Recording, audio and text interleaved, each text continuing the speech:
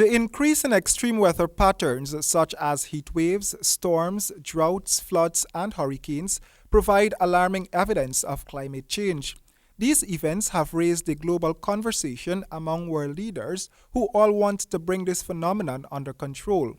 On the local shores, several Caribbean groups are in Guyana on a project called One Health, One Caribbean, One Love Project. It aims to sensitize persons about climate change and its effects.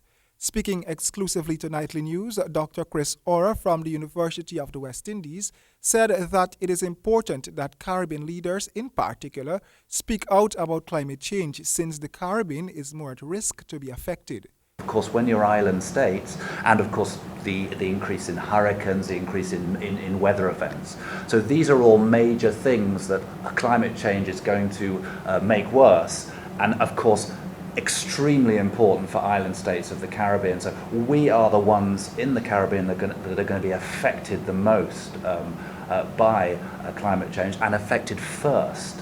So we're the ones that have to be shouting the loudest. The objective of the 2015 conference and the local workshops is to achieve, for the first time in over 20 years of UN negotiations, a binding and universal agreement on climate from all the nations of the world. It's undoubtedly one of the most important issues that we face in the world at the moment.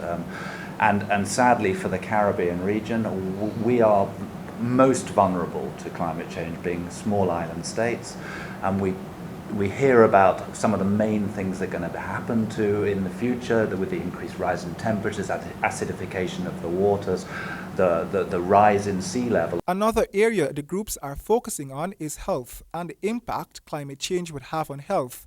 Dr. Alexandra Vocati from the Pan American Health Organization explains. The theme of this workshop is environment in health, so we're looking at environmental determinants of health. A lot of them so far have been related to climate change. With climate change, we expect more injuries because of the more hurricanes, more big storms, where structures collapse and people are injured. With the sea level rise, people living in coastal areas will probably be forced to relocate. And this also can create civil unrest when you displace people from their homes, things like that. That has health consequences. Professionals in the fields such as environmental science, veterinary medicine, public health, human medicine, and agricultural science will be working together to design and implement solutions. It will be a collaborative approach to address the region's most pressing issue, climate change. Royden James, HGP Nightly News.